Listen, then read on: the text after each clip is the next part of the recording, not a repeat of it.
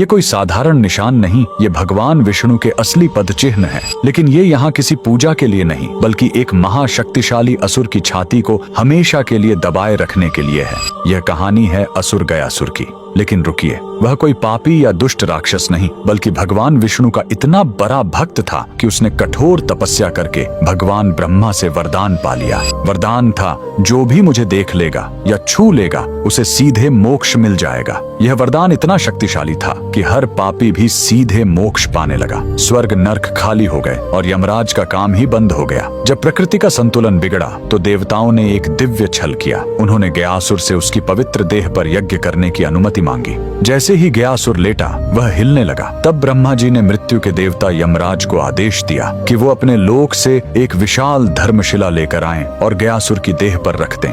लेकिन गयासुर फिर भी हिलता रहा।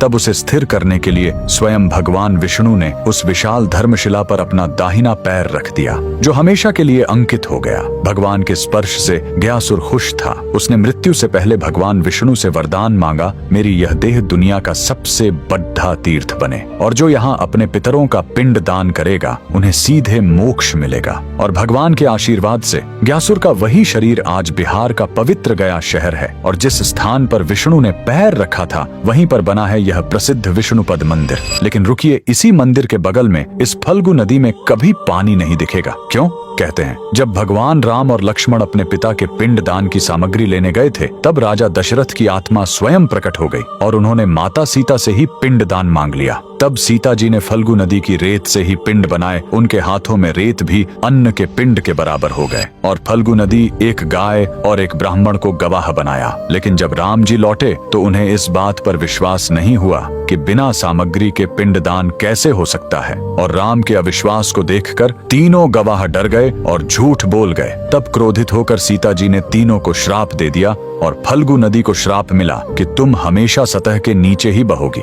कमेंट में जय श्री विष्णु जरूर लिखें।